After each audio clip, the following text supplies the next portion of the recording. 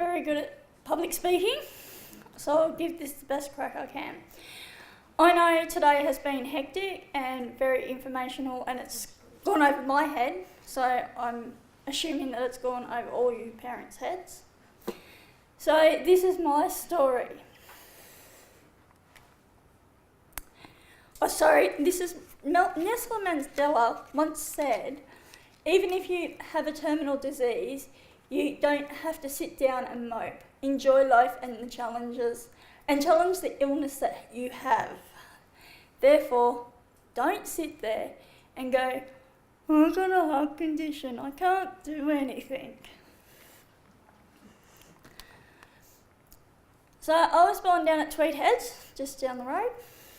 Now, when Mum and Dad went to take me home, they asked, has she had a wet nappy since birth? The nurse come back and said, no, we've got no recognition that she's had a wet nappy.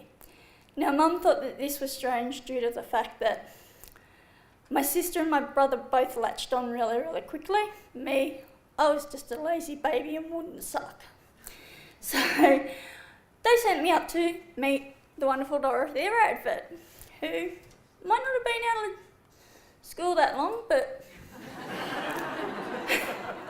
she was there, and she's been there ever since. Now, I've since found out half the stories Mum told me are a bunch of lies. Dr. Radford has informed me that she did a pressure test when I was about 5 months old, and they realised that I needed to have an operation. So, and when she went to discussion, the surgeons went, no way, we ain't touching this one because her pressures are too high. So they sent me down to Sydney. But anyway, I'll talk about Sydney in a minute. Now, this young girl on the left-hand side, Melissa, she was born exactly the same day as I was, and our parents become friends. Now, as you can see, there's a great big size difference. Yeah, everybody is different, but I was different. I was little. So we got sent to Sydney on referral from Dr. Radford and Dr. Salomaya, who is now passed away, but some of you might know his son, David, who has followed in his father's footsteps. And Dr. Cartmill, my mum first met Dr. Cartmill, and the first thing she said to everybody was, he looks like Colonel Sanders. So I had to have the band in the main pulmonary artery. So in June, my mum took a photo just before I went to Sydney for the operation. And the one on the other side is in the July, down at Wollongong, after being released from hospital. I could then sit up, I could then crawl. I could chase chickens on my hands and knees. But other than that, prior to that, I could not sit up by myself. I was propped up by pillows, and it was my major party trick for my family was to see me turn blue. Now, on my second birthday, as you can see, I shot and grew up and had a big growth spurt, and Melissa was there for my second birthday, and I nearly caught up to her by this stage. And now in '88, I had my Fontan down in Sydney with Dr. Salomaya and Dr. Cartmill, Professor Cartmill as he's now known. And unfortunately, I rang him and thinking that he was still practicing, and I ended up speaking to his wife because the white pages gave me their home number. But he was good enough to send me those photos of himself and Dr. Salomaya. And the following year, that's my school photo, and you can see maybe the difference in the colour of my skin and things like that after Fontan.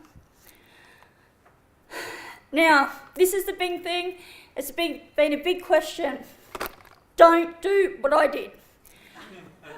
Go and see your cardiologist and plan your pregnancy. Just don't rock up to a outpatient's appointment and go, surprise, I'm pregnant. I got very, very badly in trouble. Dr. Radford got a few grey hairs. And I said, I'm going to go through with this pregnancy. Help me. So she liaisoned with the MARTA team at the time because my daughter is now 18. But Jess was born on the 15th of December due to the fact that she was due after Christmas, and they've all gone, we ain't letting you go over Christmas while we're all on holidays overseas and leave you to the juniors. So you got 2 dates. What date would you prefer? I chose the 15th due to the fact that the 15th represents something to me. My dad's birthday was on the 15th of January, so I pulled it back a month. So Mum was not happy with me. But anyway, it was pretty hectic Christmas that year. Jess was then transferred from Prince Charles over here to the MARTA and spent a few days at the MARTA, and then she was transferred back up to Toowoomba because that's where I was living. And I got transferred back to Toowoomba but released because of the fact that Toowoomba didn't want anything to do with me. But it took 14 hours before I could hold her, and I think from memory there was 52 people in the operating room, and I got special permission to have my mum come in and sit with me whilst she was being delivered by C-section. But please, don't let your fear hold your children back. They will learn how to cope. Let them have their own. Let them live and let them do what they want to do. Due to the fact that my mum always held me back. I become rebellious. If you want to keep a good rapport with your kids, have a good relationship with your children, let them be them. Don't say, you can't do that because you've got a heart condition. You can't do that because you had a Fontan. Yes, don't let them play contact sports. But if they want to go and just chill, let them. But don't let them chill too much. But my big thing is fear. I've never feared anything. Doctors tell me don't do this, don't do that. I remember a couple of times I've gone into hospital and they've gone, we've got a cardiac convert you. Dr. Radford, I was a kid at the time, Dr. Radford walked from one side of the bed around to the other side to look at the monitor, and she goes, go home, we don't need to cardiac convert you. Your heart's gone back into normal rhythm. Now there was a lovely doctor working over here at Chermside. He's now gone back to South Africa, Dr. Lou. Dr. Lou rings me in, he says to me, Belinda, we've booked you into the best suite in Prince Charles. It's got its own spa and everything. I said, what do you want? He goes, I want a cardiac convert you. I went, all right, let me know what date. So he goes, all right, this is it. Come down tomorrow. All right, no worries. I get down there. Dr. Nikolai says, have you had your ECG? I went, yeah, I think so. So they sent me for another ECG. Dr. Nikolai goes, are you prepared for this? And I went, yep. And he goes, well, go home because you don't need it. I think Dr. Radford was away at the time. The boys just wanted to play and use me as a guinea pig. But like I said, fear's got two things. You can forget everything and run, or face everything and rise. Now, I have faced big challenges in my life, but I have backed off on a few. But as I slowly get older, I have now been told that I need a heart, lung and liver transplant. My liver is now deteriorated and I have now gotten protein-losing ampliopathy, which means I have to go to the toilet anything up to 15 times a day just to do a number 2. On a bad day, stomach cramps, the whole works. It's like I've had gastro for the last 5 years and it's pretty hectic. And then you get to the embarrassing stages where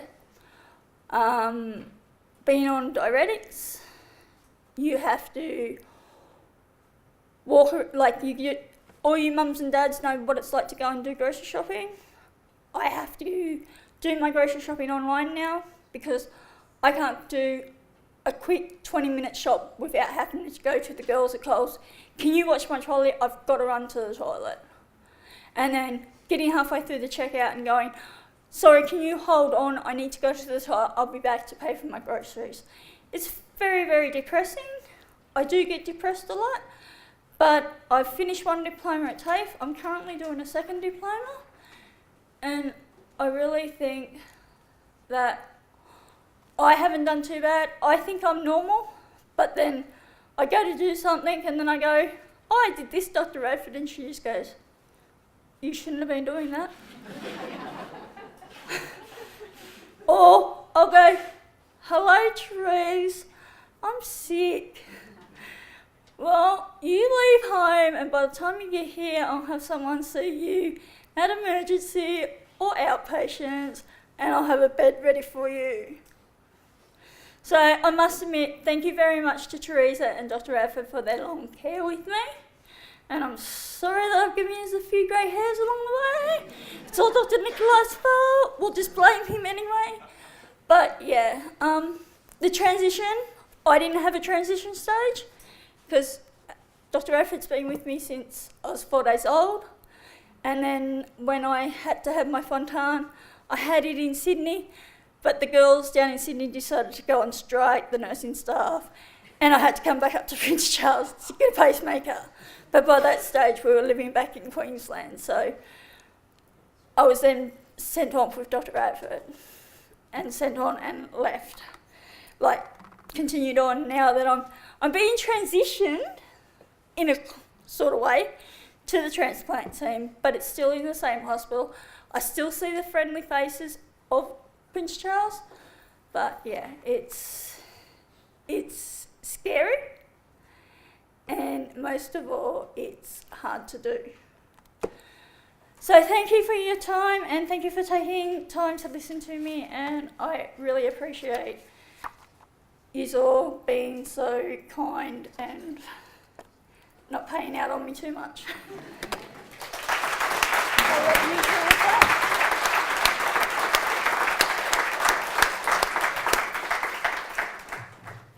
Thank you, Belinda. Belinda spent a lot of time preparing her talk and we really do appreciate it.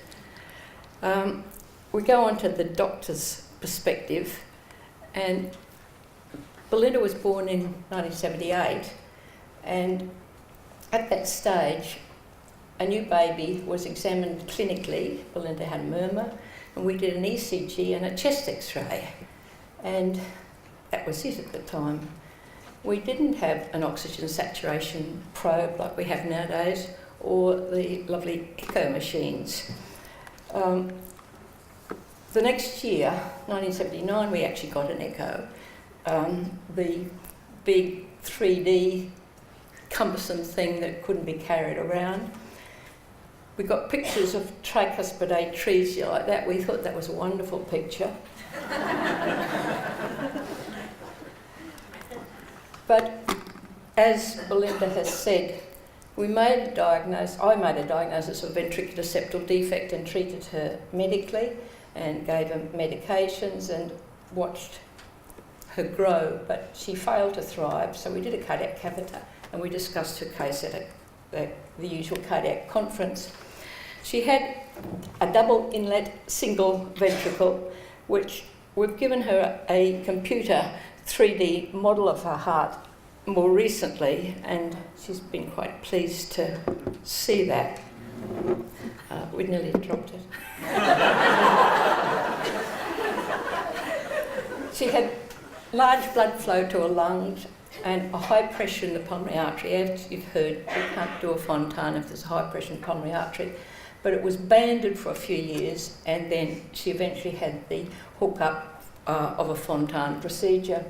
She also had a pacemaker. You see the little body with the big pacemaker of those days. But as the years went by, she had to be treated for heart failure, and we used digoxin and diuretics.